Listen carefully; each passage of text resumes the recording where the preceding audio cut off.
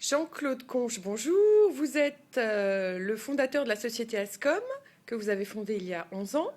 Vous proposez de dynamiser les compétences humaines de l'entreprise, principalement dans la communication et la communication commerciale. Donc Jean-Claude, pour vous, qu'est-ce qu'une bonne présentation? Alors, dans une présentation, il y a trois vecteurs principaux. Il y a d'abord les mots, le fond de ce que l'on veut dire. Il y a la voix, l'expression orale.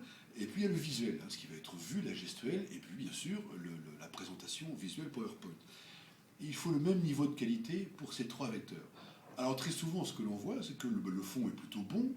Au niveau de la voix, on y travaille, mais c'est pas tout à fait ça. C'est assez moyen, l'articulation, l'expression.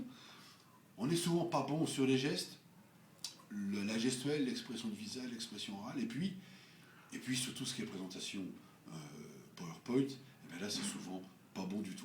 Ce qui est important, c'est d'avoir la même qualité sur les trois niveaux. Alors une bonne présentation, c'est une présentation qui va avoir un fond de qualité, c'est-à-dire qu'on a bien travaillé ce que l'on veut dire, le message est bien clair, le ton de voix va être naturel, fluide et puis convivial. La gestuelle est riche, elle est lisible, elle est interactive avec le public. Et puis le visuel, lui, il est harmonieux et surtout il est expressif. L'ensemble va composer un message riche. Aucun de ces différents vecteurs ne va prendre le pas sur l'autre. On arrive à un bon équilibre et on a un message qui est riche et qui est complet. Alors, si vous aviez par exemple 3 conseils pour les personnes qui font des présentations, quels seraient les 3 principaux conseils que vous donneriez, vous, en tant qu'expert?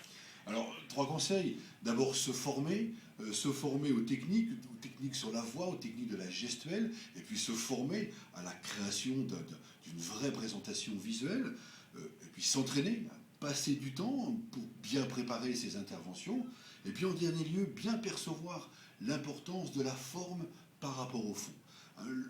La forme va mettre en valeur la richesse du fond du message que l'on veut passer. Jean-Claude, merci. On peut consulter votre site? www.ascomweb.fr. Très bien, et on apprendra plein de choses.